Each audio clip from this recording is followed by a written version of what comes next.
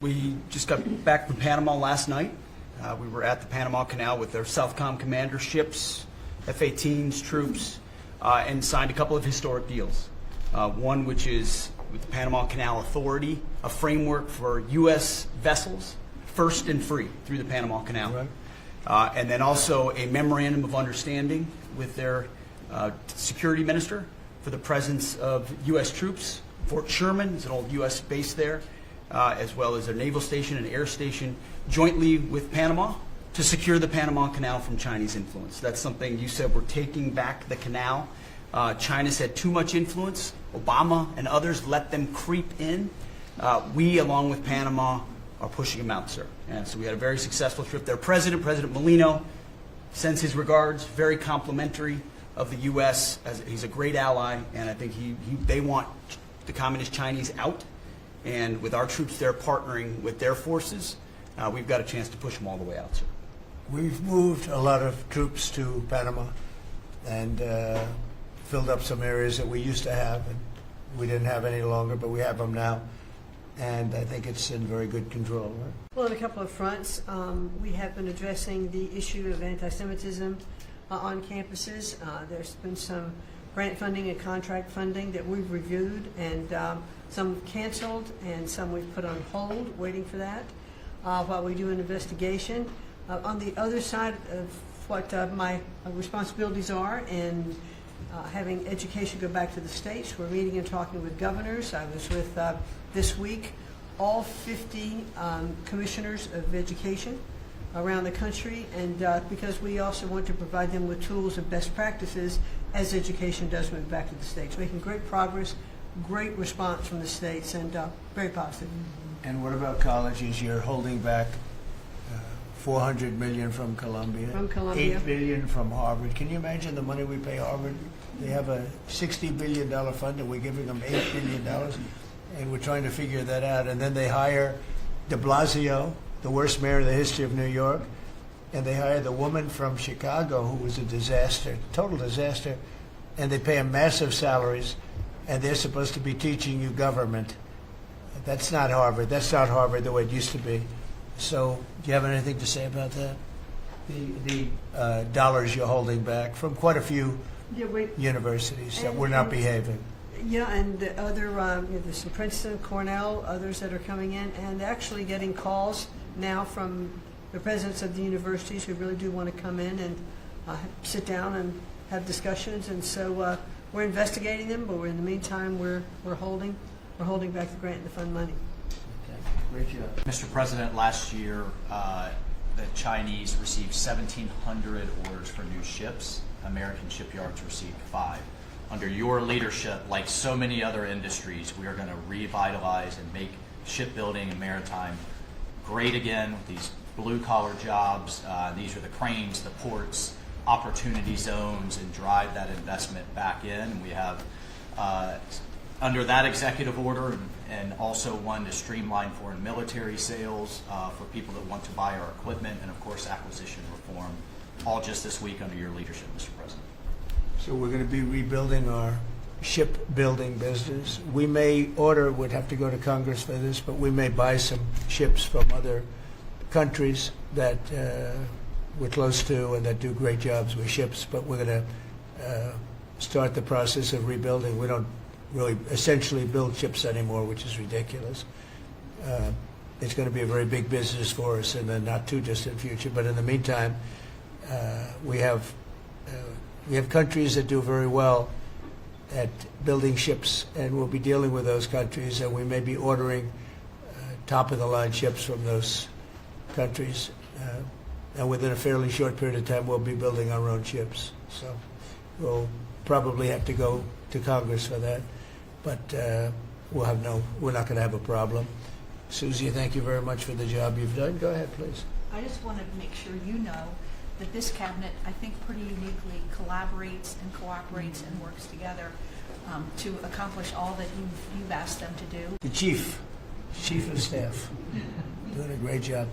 Lee, go ahead. Mr. President, the Biden EPA was strangulating the economy. The Trump EPA understands it's not a binary choice. We can protect the environment and grow the economy. Working with Doge and Elon Musk, we've now canceled $22 billion worth of grants. And we have launched what is the largest deregulatory action in the history of the country, just in one agency. That's how much of a mess the Biden EPA left us. It is going to end up reducing the cost of living. It's going to create jobs. It's going to make it easier to purchase a car. It will be easier to heat your home. We're proud of this effort. The effort that we have is fulfilling the mandate that you earned from the American public. Clean air, land, and water for all Americans, unleashing energy dominance, permitting reform, advancing cooperative federalism, making America the AI capital of the world, and bringing back American auto jobs. When you called me that day asking for me to take this position, I was honored. And you were very specific and clear in what you wanted us to accomplish. We understand our mission, and at the Trump EPA, we're going to make you proud. Mr. President, accountability matters. That's what we're recognizing. With our partners at the Department of Labor for Government Efficiency, just a few weeks ago, we realized there's about $4.4 billion in COVID funds that were not used, that the state coffers were just holding on to. Out of that, we've returned $1.4 billion back to the state treasury, so essentially to the American people, and we'll go back and claw the rest of those billions of dollars back. And on the heels of that, late last night, we're understanding unemployment insurance fraud. That trust needs to be whole for the American people. When we need it for who deserves it.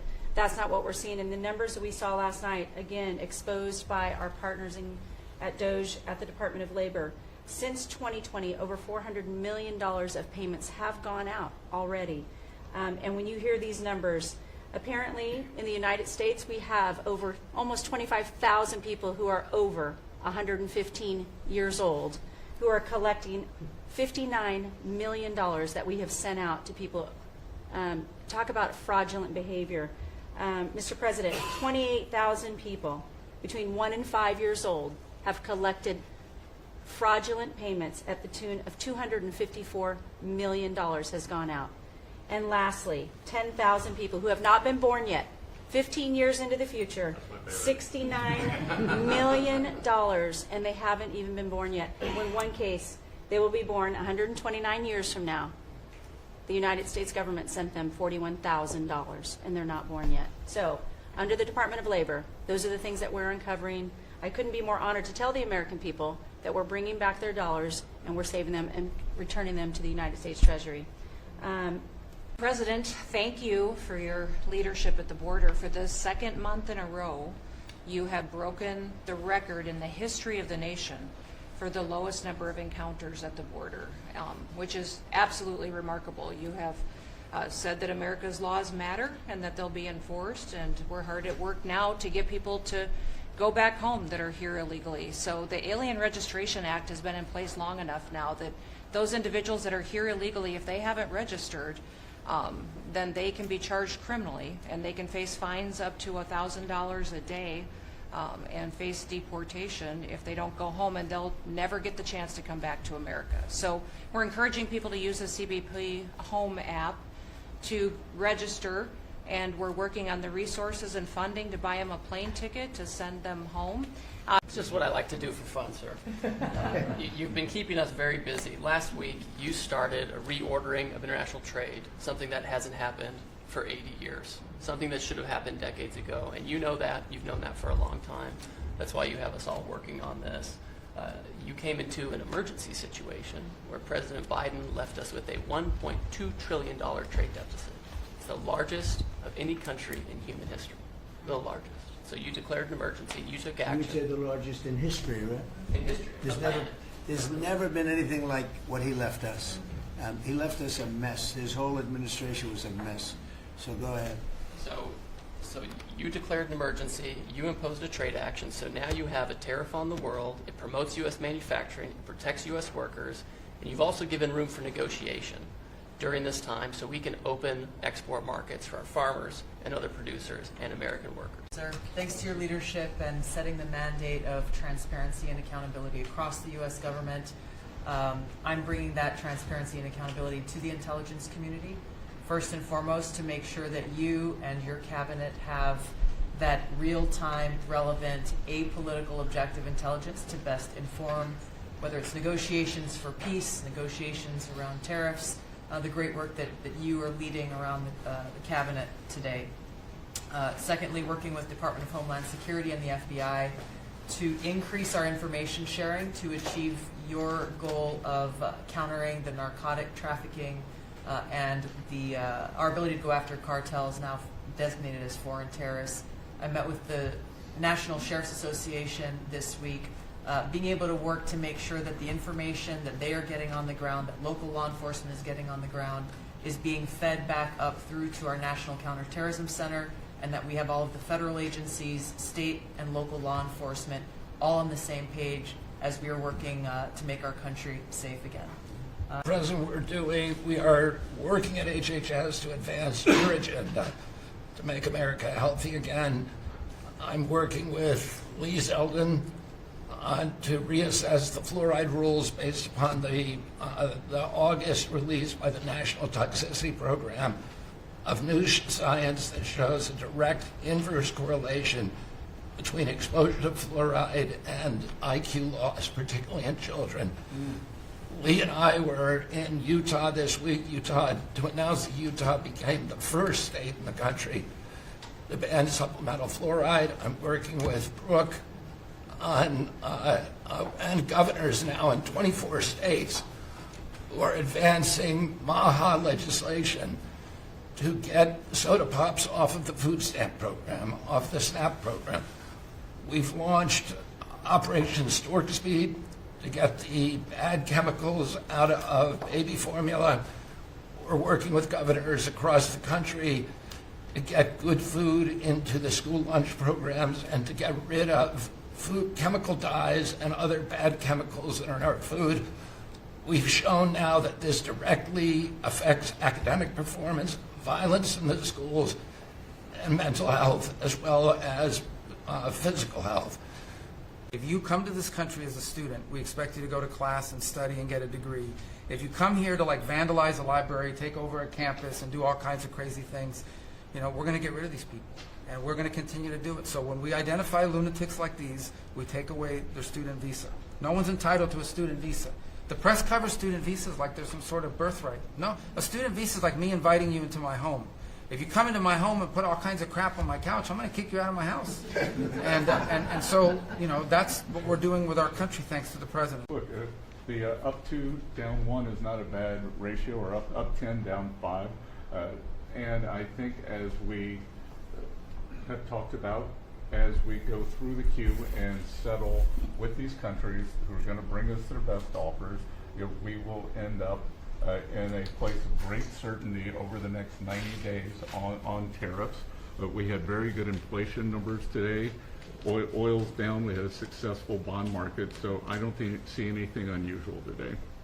And next steps for China, sir? Well, we'll see what happens with China. We would love to be able to work a deal.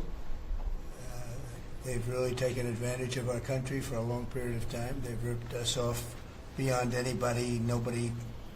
How people stood for it, sitting in my position, is not even believable. And we're talking about many presidents, not just a couple. But they did, and all we're doing is putting it back in shape. We're resetting the table. And I'm sure that we'll be able to get along very well. I have great respect for President Xi. He's been, in a true sense, he's been a friend of mine for a long period of time. And I think that we'll end up working out something that's very good for both countries. I look forward to it. We'll look into it, but I think beyond that, we're really looking to get that war stopped. They're losing 2,500 and even more than that young people a week.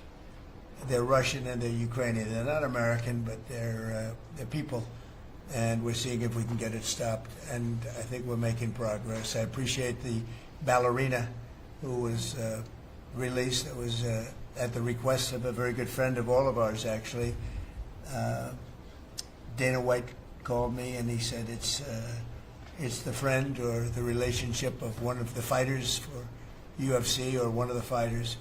And Dana's an incredible guy, and we spoke to President Putin about it, and they made a deal. They released the young ballerina, and she is now out, and that was good, so we appreciate that. We hope that we're going to be able to make a deal relatively soon with Russia and Ukraine to stop the fighting.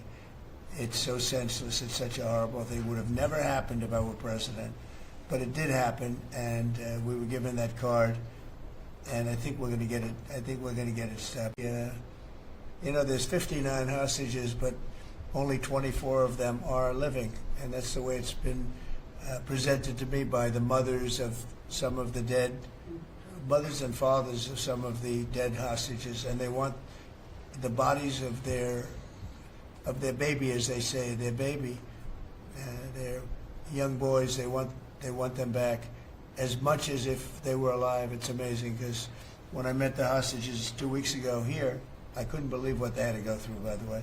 But when I met them, they said, yeah, there's 59, but 24 are living.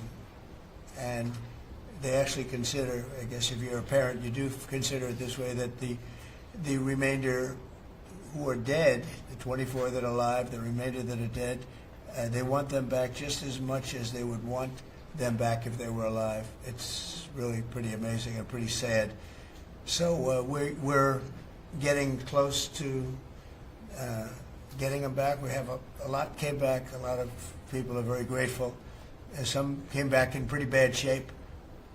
Some came back, they're okay. I think they're going to be scarred mentally for a long time, because if you sit down and talk to them, as I have, what they went through is incredible. But we're making progress. We're dealing with Israel. We're dealing with Hamas, and it's a nasty group. I built hundreds of miles of wall, as people now understand, 571 miles of border wall in the first administration. But we're going to beef it up, and we're going to add more. And you know, the numbers are incredible. Really, the numbers are what's taken place. We had great numbers, but these numbers are topping my last administration. And Christie and Tom Homan have done an amazing job. But you know, it's an expensive process. This weekend, where they used to have hundreds of thousands of people standing there pouring through the border in Tijuana, Mexico, this weekend they had nobody.